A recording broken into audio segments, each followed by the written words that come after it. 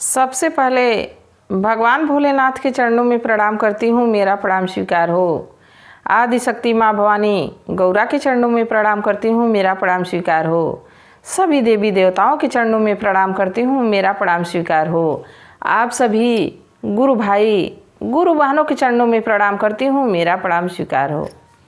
गुरु भाई गुरु बहन, अगर जो आप लोगों को कथा अच्छी लगे, वीडियो अच्छी लगे तो लाइक करिएगा, शेयर करिएगा। आप लोग लाइक शेयर करेंगे तभी तो कथा और लोगों तक पहुँचेगी। हम और आप मिलके इस महादेव की कथा को और लोगों तक पहुँचा देंगे। तो प्लीज़ लाइक शेयर ज़रूर किया करिए। अगर जो आप लोग चैनल पे नए हैं तो चैनल को सब्सक्राइब कर लीजिए, ताकि जो भी वीडियो पड़े, जो भी कथा पड़े, वो आप लोगों तक आसानी से पहुँच जाए। कमेंट में महादेव का नाम ज़रूर लिखा करिए। महादेव का नाम लिखने से, बोलने से सारे कष्ट दूर हो जाते हैं, सारी परेशानी दूर हो जाती है। तो महादेव का नाम ज़रूर लिखा करिए। गुरु भाई गुरु बहनों, आप लोग कथा आधी अधूरी देखते हैं। आधा अधूरा ज्ञान हमेशा दुखदाई होता है। कथा को पूरा सुना करिए। कथा में जो ज्ञान भरी बातें रहती है, जो रहस्य भरी बातें रहती हैं, उसको पूरा जानना चाहिए। आधा अधूरा ज्ञान हमेशा दुखदाई होता है। और दूसरा, भगवान का अपमान होता है। तो आप लोग भगवान का अपमान मत किया करिए, कथा को अंत तक देखा करिए। आज जो मैं कथा सुना रही हूँ, ऐसे निर्दयी भाइयों की सुना रही हूँ, जो कैसे अपने बहन का प्राण किस कदर लेते हैं। कथा बहुत ही सुंदर है, बड़ी ही अच्छी है। कथा को अंत तक देखिएगा। एक गांव में 7 नन्हे नन्हे बालक और उन बच्चों की एक छोटी बहन, माता पिता का किसी दुर्घटना में स्वर्गवास हो गया। अब 7 अकेले हो गए, एक छोटी सी बहन, 8 बच्चे बिना माँ बाप के। अब गांव वाले ये देख के कि सभी बच्चे छोटे छोटे हैं, कोई 8 साल का है, कोई 10 साल का है, कोई 6 साल का है, 5 साल का है, और छोटी बहन 1 साल की थी। सभी लोग मदद करने लगे। धीरे धीरे बच्चे भी अपनी जिम्मेदारी समझने लगे और अपने जिम्मेदारियों को निभाने लगे। समय बीतते रहा, बच्चे बड़े होते रहे, बड़े होते रहे। जब बच्चे थोड़े बड़े हो गए तो अपना कामकाज खुद संभालने लगे। अब गांव वालों के भरोसे नहीं रहते थे। अपना मेहनत मजदूरी करते, जंगल में जाते, शिकार से जानवरों को मार के लाते। इसी से अब वो अपना खाने का, अपना रहने का धीरे धीरे अपना जिम्मेदारी अपने सिर पे उठा लिए। और छोटी बहन भी अब इस लायक हो गई थी कि भोजन बना देती थी। 7 भाई बड़े प्रेम से खाते थे। समय बीतता रहा। भाई अपनी बहन से बहुत प्रेम करते थे, बहुत लाड करते थे, क्योंकि सबसे छोटी थी। उसको बड़ा प्रेम करते थे। बहन भी अपने भाइयों से बड़ा प्रेम करती थी। समय बीत रहा था। एक दिन 7 भाई शिकार खेलने चले गए। 7 भाई शिकार खेलने चले गए। अब बहन भोजन बनाने लगी। भोजन बनाते समय साग काट रही थी। जब साग काट रही थी तो उसकी उंगली कट गई। उंगली कट गई तो उसमें से खून टपकने लगा। जब खून टपकने लगा तो सोची कि अपने दुपट्टे में पोंछ लेती हूँ। पर उसके मन में ये ध्यान आया कि दुपट्टे में पोंछूंगी तो दाग लग जाएगी, भाई देखेंगे तो विचलित हो जाएंगे कि कैसे उंगली काट ली, डांट लगाएंगे हमको और भोजन भी बनाने नहीं देंगे। तो इसलिए दुपट्टे में ना पोंछी। उसकी नज़र दीवार पे गई। जब दीवार पे गई तो सोची कि दीवार तो और सामने दिख जाएगी, दीवार पे पोंछूंगी तो भाई तुरंत जान जाएंगे कि ज़रूर इसको कोई परेशानी हुई है, हमको भाई बहुत डांट लगाएंगे। तो इसलिए अब उसके मन में कोई तरकीब नहीं आ रही थी कि इस खून का करूं क्या। तब तक उसकी नज़र साग पे गई। क्या कि उसी साग में अपनी उंगली को पोंछ दी। अब साग बना दी। साग बन गया। 7 भाई शाम को शिकार खेल के आए, थके मांदे। उस दिन शिकार भी नहीं मिला। भोजन किए। भोजन बड़ा ही स्वादिष्ट बना था। भोजन करके थके मांदे थे, सो गए। सुबह उठे, अपना नहाए धोए, भोजन पानी किए। इसके बाद फिर जंगल में शिकार खेलने निकल गए। जब जंगल में शिकार खेलने निकल गए तो कुछ भाई शिकार करते थे, कुछ भाई लकड़ियाँ काटते थे रसोई बनाने के लिए। अब जब दोपहर हो गई तो 7 एक जगह बैठे और शाम के खाने की चर्चा होने लगी कि शाम को छोटी बहन अब हम लोग की सयानी हो गई है। शाम को जो भोजन बनाई थी बड़ा बढ़िया बनाई थी, बड़ा स्वादिष्ट था। अब सभी उसकी प्रशंसा करने लगे। शाम को घर लौटे तो अपनी बहन से खाने पे बैठ के पूछने लगे कि ये बताओ बहन, कि शाम को जो भोजन बनाई थी बड़ा ही स्वादिष्ट था, बड़ा ही बढ़िया था, उसमें क्या डाली थी। तो बहन आनाकानी करने लगी, कही कि भाई कुछ तो नहीं डाली थी, रोज़ की तरह बना रही थी, रोज़ की तरह बनाई थी।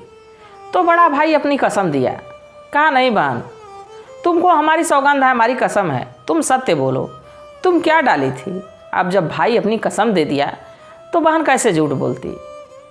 अब वो सच बोली कि देखो भाई, हमारी उंगली कट गई थी, मैं दुपट्टे में इसलिए नहीं पोछी कि तुम लोग पूछने लगोगे, दीवार पे नहीं पोछी कि तुम लोग पूछने लगोगे, मैं वो कुछ खून की बूंदें साग में ही पोंछ दी थी। तो सभी भाई, 6 भाई जो हैं, 7 भाई बात करने लगे, 6 भाई जो हैं कह रहे हैं कि इसकी उंगली के खून में इतना स्वाद है तो इसके मांस में कितना स्वाद होगा। अब 7 गए सोने तो यही बात करने लगे। छोटा भाई कहा कि ये तुम लोग क्या सोच रहे हो। अब 6 भाई उसको डांटने लगे कि चुप रहो, तुम हमारी सबसे छोटे हो, तुम हमारी बात का बगावत करोगे। अब छोटा भाई बड़े भाइयों के सामने चुप हो गया, कुछ नहीं कर पाया, कुछ नहीं कह पाया। सुबह हुई, सारे भाई एक प्लान बनाए और अपनी बहन से कहे कि बहन, हम लोग तुम्हारा विवाह करना चाहते हैं। तो बहन बड़ा प्रसन्न हुई। अब क्या किए सब कि बांस का, आप लोग बांस समझते होंगे तो जानते होंगे, बांस बड़ा बड़ा लकड़ी के समान बांस होता है। बांस का चचरा बनाए, फाड़ फाड़ के बांस को, और एक दरवाजे नुमा एक बड़ा सा पटरा टाइप का बनाए और जंगल में ले जाके एक जगह रख दिए। फिर अपनी बहन से कहे कुछ भाई कि चलो बहन, तुमको तुम्हारा ससुराल दिखा देते हैं। बहन बड़ा प्रसन्न हुई, अपने भाइयों के साथ होली। जब उस जंगल में पहुंची तो बहन पूछी कि भाई कहाँ हमारी ससुराल है। तो उस बांस के पटरे को दिखाते हुए कहे कि वहाँ चलो बैठो, कुछ देर बाद तुमको हम अब तुम्हारा ससुराल दिखा देंगे। अब देखिए गुरु भाई गुरु बहनों, बहन तो कभी सपने में भी नहीं सोची थी कि भाई हमारे साथ कुछ ऐसा करने वाले हैं। बहन गई उस बांस के जैसे पटरे पे बैठी, 3-4 भाई मिलके और उसको पकड़ लिए। और अब बड़ा भाई कहा कि चलाओ इसके शरीर पे वार करो और इसको मार डालो। जब बड़ा भाई तीर और धनुष उठाया तो छोटा भाई कहा कि क्या कर रहे हो भाई, ऐसा नहीं करना चाहिए। बड़ा भाई उसको डांट दिया, चुप करा दिया। छोटा भाई चुप हो गया। अब 6 भाइयों की बगावत कैसे अकेले कर सकता है। देखिए गुरु भाई गुरु बहनों, एकता में बड़ी शक्ति होती है, चाहे बुरे तरीके से हो चाहे अच्छे तरीके से हो। अब कहाँ वो 6 थे और कहाँ अकेले था। अगर जो 6 लोगों की बगावत करता तो शायद उसको भी मार डालते। अब इसीलिए बेचारा वो चुप रहा, कुछ नहीं कर पाया। बाकी अगर जो ऐसी कोई समस्या हो कि एक ही, अगर जो कई लोगों पर एक व्यक्ति सत्य हो, सही हो और बगावत करनी पड़े तो करना चाहिए। हो सके हम अकेले ही बगावत कर रहे हैं तो भगवान हमारा साथ दे दें। किसी बुरे काम को देखने से बढ़िया है कि किसी अच्छे काम में अकेले ही जुट जाना चाहिए। अब वो भाई तो वहाँ चुप हो गया।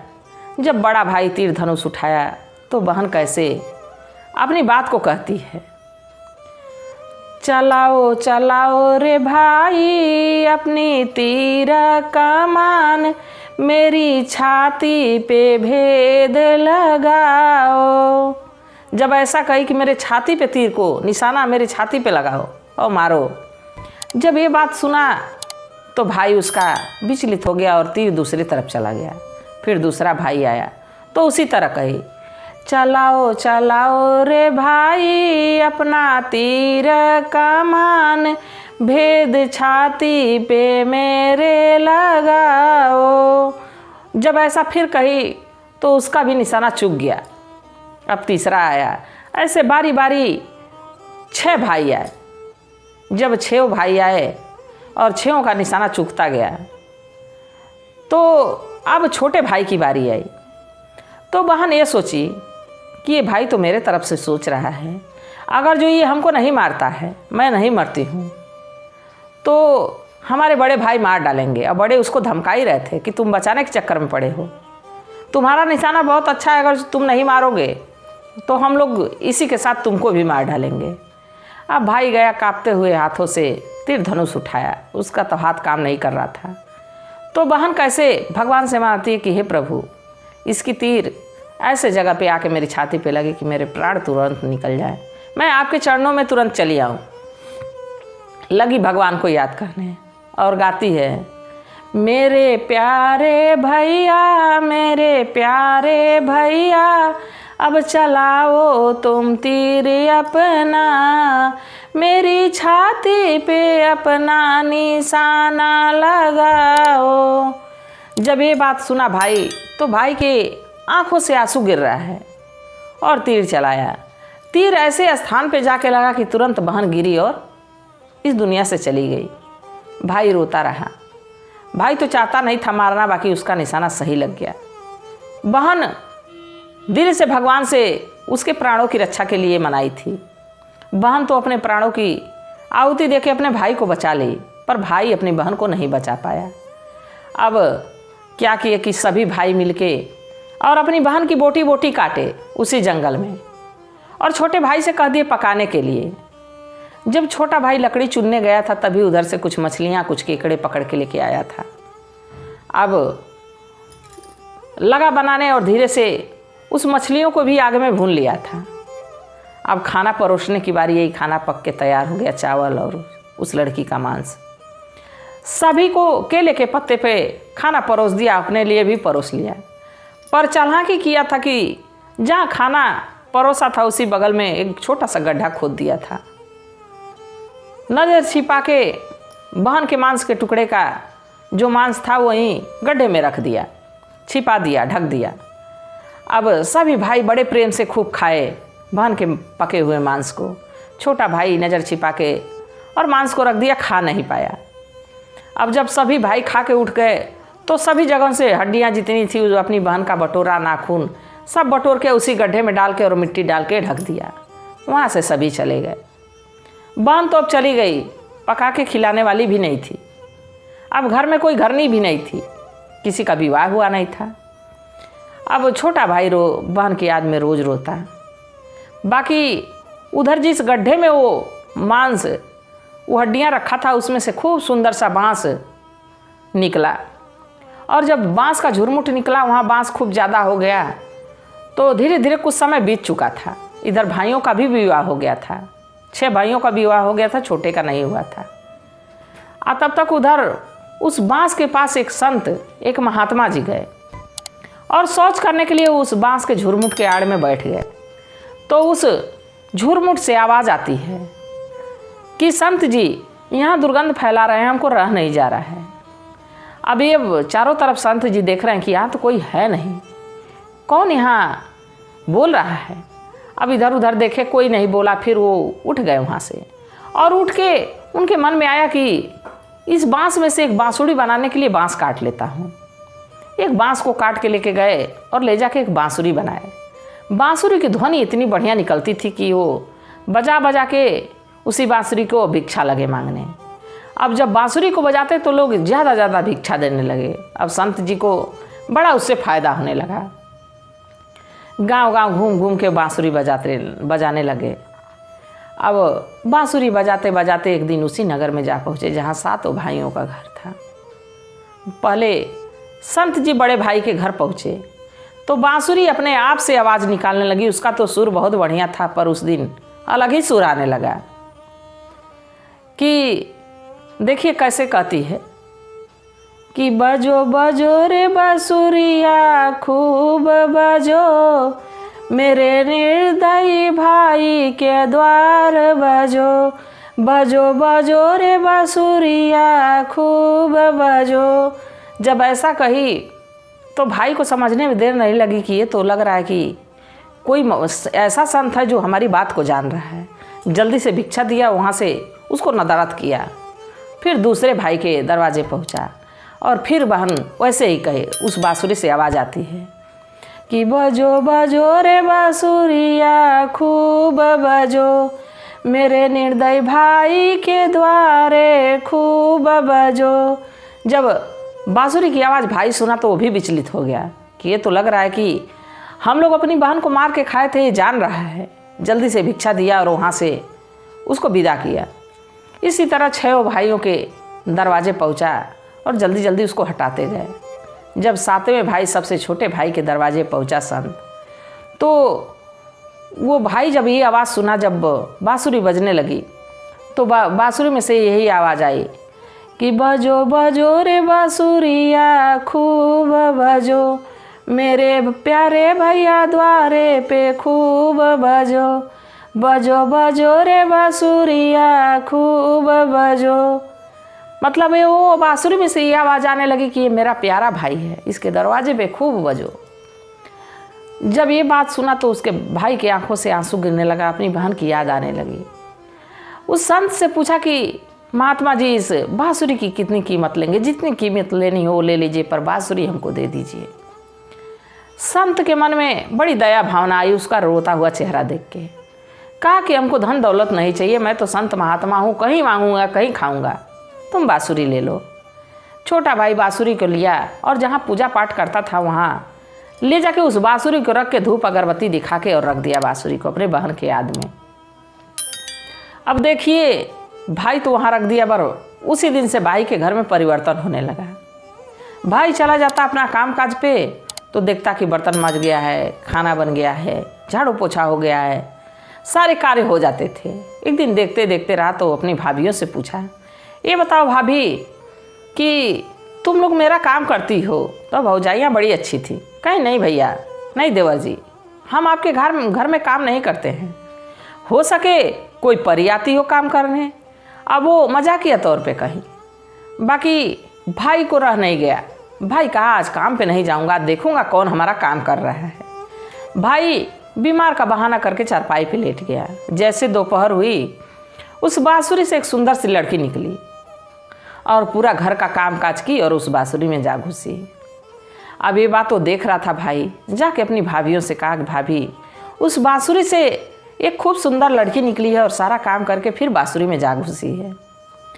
तो भाभियाँ उसको समझाएं, कहीं देखो देवर जी, जब लड़की उस बांसुरी से निकल के काम करने लगेगी तो उसका ध्यान बांसुरी पे नहीं रहेगा, तुम बांसुरी को आग में डाल देना, और जब आग में डाल दोगे तो वहीं पे वो रह जाएगी और बांसुरी फिर पाएगी नहीं कि बांसुरी में घुसेगी, और उसके ऊपर तुलसी जल का छिड़काव कर देना। तो भाई कहा कि ठीक है। अब अगले दिन फिर चारपाई पे लेट गया बीमार का बहाना करके। जब उस बांसुरी से लड़की निकली, काम करने लगी, काम में उलझ गई, बस क्या किया कि जलती हुई आग में बांसुरी को डाल दिया। बांसुरी जैसे ही जल गई, अब बहन कितना छटपटाई कि बांसुरी खोजने लगी, बांसुरी थी ही नहीं। अब जाती तो जाती कहाँ। तब तक भाई तुलसी जल लेके आया, उस पर छिड़क दिया। जब छिड़क दिया तो कही बहन कि भैया ये क्या किए? मुझे तो मेरे भाई मार डाले थे, पर तुम हमसे प्रेम करते थे, हमसे लगाव था, इसलिए मैं तुम्हारा काम काज कर रही थी, और तुमने तो आज हमको बाहर फिर से कर दिया। तो भाई कहा कि बहन, हमारे भाई तुम्हारे साथ छल किए हैं, हम नहीं तुम्हारे साथ छल करना चाहते थे, हमको क्षमा कर दो। बहन उसको क्षमा कर दी। कही भैया तुमने तो गलती नहीं किया, मैं तो महादेव से मना रही थी, भगवान से मना रही थी कि हे प्रभु आज हमारे भाई की इज्जत रखिएगा, लाज रखिएगा। तो देखिए गुरु भाई गुरु बहनों, इस कहानी से ये सब हमको समझ में आता है कि देखिए परिवार में अगर जो हम सच्चाई से रहें, दृढ़ता से रहें, अगर जो निश्चय करके रहें कि हम अपने परिवार को आगे ले जाएंगे, तो सभी जब हम एक मति से रहेंगे तो हमारा काम भी विकास पे रहेगा। वो लोग कैसे अपने बहन को मार डाले। हमेशा भाई बिलखता था, ये कभी नहीं सोचे कि हमारी लाडली, हमारी छोटी बहन हम लोगों के साथ नहीं रहेगी तो हम लोग का जीवन कैसा रहेगा। जब बहन घर में रहने लगी तो उस छोटे भाई का बढ़िया घर द्वार हुआ, धन संपत्ति हो गई, मन लगा के कमाने लगा, शादी विवाह हुआ, अपनी बहन की भी शादी किया। तो गुरु भाई गुरु बहनों, अपने परिवार में ऐसा कार्य न करें जिससे हमारी निंदा हो। हम एक काम गलत करते हैं, हमारी पूरी पीढ़ी, कई पीढ़ियां खराब हो जाती हैं। तो क्यों ऐसा काम करना कि हमारी निंदा हमारे ना रहने के बाद भी हो। ऐसा कार्य नहीं करना चाहिए जैसे उस 6 भाइयों ने किया। उनकी निंदा आज तक हो रही है। अगर जो वो किए नहीं रहते तो आज हम ये कथा को बता नहीं रहे होते। तो ऐसा अपराध नहीं करना चाहिए जिसका असर हमारे परिवार पर पड़े, हमारे सगे संबंधियों पर पड़े, हमारे नाते रिश्तेदार पर पड़े। ऐसा क्या कार्य कभी नहीं करना चाहिए। कथा कैसी लगी गुरु भाई गुरु बहनों ज़रूर बताइएगा। मैं भी महादेव से प्रार्थना करती हूँ कि हे भोलेनाथ, हे शिव गुरु, जो भी इस कथा को सुन रहा हो, देख रहा हो, उस पर अपनी दया दृष्टि बनाए रखिएगा, सदा उनको खुश रखिएगा, स्वस्थ रखिएगा, मस्त रखिएगा। इसी कामना के साथ हर हर महादेव।